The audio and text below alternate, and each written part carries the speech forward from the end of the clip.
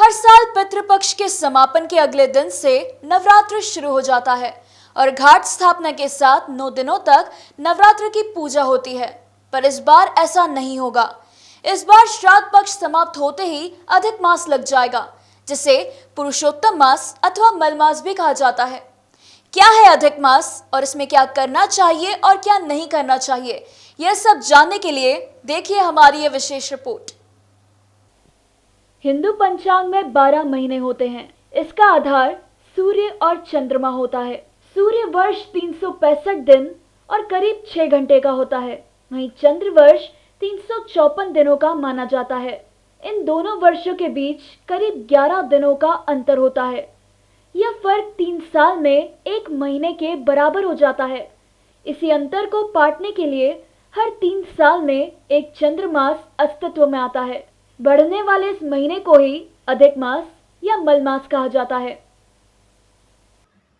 दर्शकों, आज हम बात करेंगे मल मास के बारे में, अधिक मास के बारे में। इस महीने को अधिक मास, पुरुषोत्तम मास और मल मास भी कहते हैं। सामाजिक बोलचाल में इसे मल मास कहा जाता है। आइए आज हम जानते हैं कि इसका क्या महत्व है, ये क्यों आता है और इसका क्या फल है। दर्शकों, भारत के पंचांग में सूर्य संक्रांति और चंद्रमा की संक्रांति पे पूरा वर्णन और गणना की जाती है। सूर्य लगभग 365 दिन में अपना पूरा परिक्रमा करता है और चंद्रमा लगभग 354 दिनों में अपना पूरी संक्रांति पूर्ण करता है।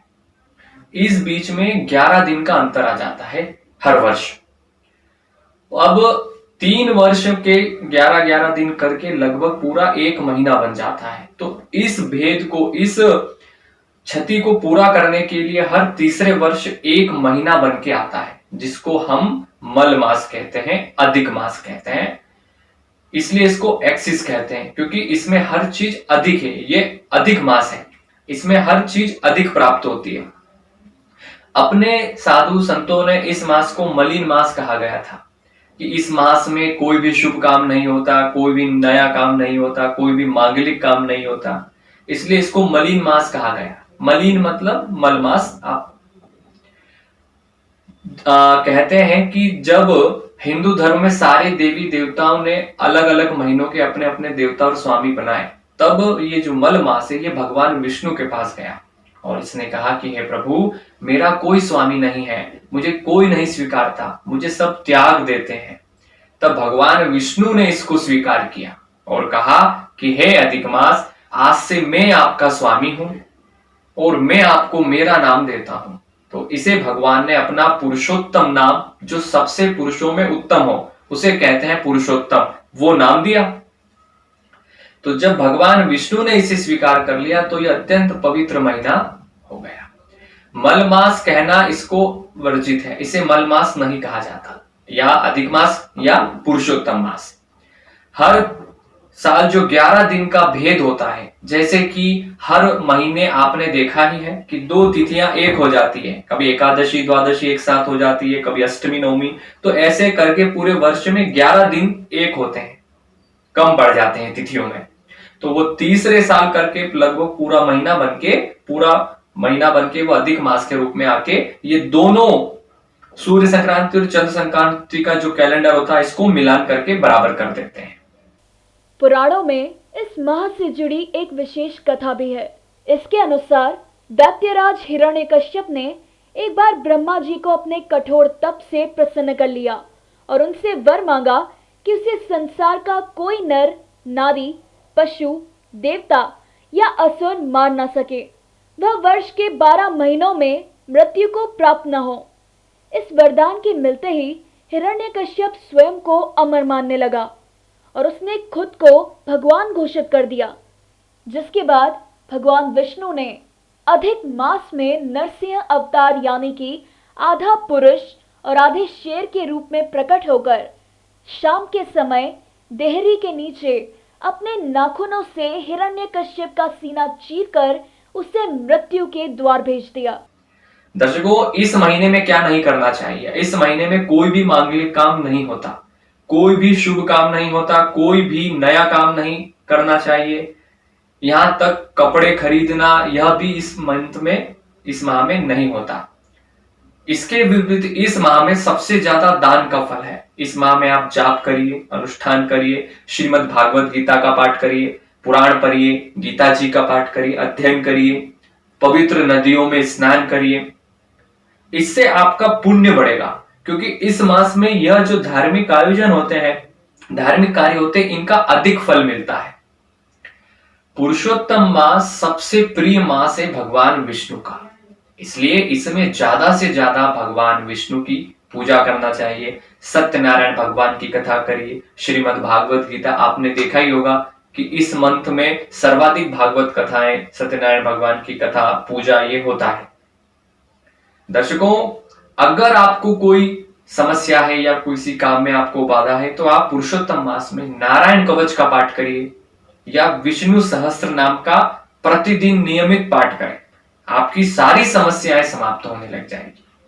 अगर आपके विवाह में बाधा है, संतान उत्पत्ति में बाधा है, संतति की बाधा है, तो आप इस मंत्र नारायण कवच का पाठ करिए या विष्णु सहस्त्र नाम, चाहे हिंदी या संस्कृत, किसी में भी आप प्रतिदिन कर सकते हैं।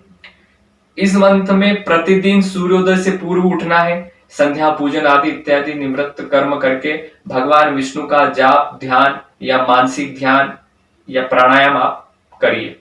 इसका बहुत पुण्य मिलता है। सिर्फ और सिर्फ इसमें मांगलिक काम नहीं होते हैं। ये गलत सोच है कि ये खराब महीना है, गलत महीना है, गंदा, ऐसा नहीं है। आप मांगलिक काम नहीं कर सकते, लेकिन मांगलिक कार्य संपन्न कराने हेतु प्रयास इसमें करे जाते हैं। प्रयास इसमें कर सकते हैं, आप इसमें उपाय कर सकते हैं। दर्शकों, पुरुषोत्तम मास में ही भगवान हिरण्यकश्यप, भगवान नरसिंह का जन्म हुआ था। हिरण्यकश्यपु को भगवान ने मारा था।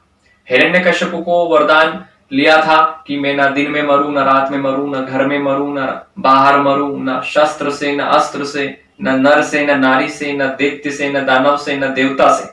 उसने एक वर मांगा था कि मैं इन 12 महीनों में भी किसी भी महीने में ना मरूं। तो उसके उद्धार के लिए भी इस मंथ का जन्म हुआ। जिसको अधिक मास आया, तब भगवान ने अधिक मास में उसका उद्धार किया, उसको वैकुंठ लोक पहुंचाया।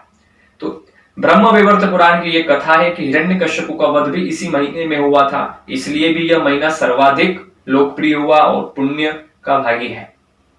दर्शकों, पुरुषोत्तम मास में जितने भी साधना के संबंध में जो कर्म किए जाएंगे, तप के कर्म में, या जो भी सात्विक सतोगुणी कर्म किए जाएंगे, उनका अक्षय पुण्य और फल की प्राप्ति होती है।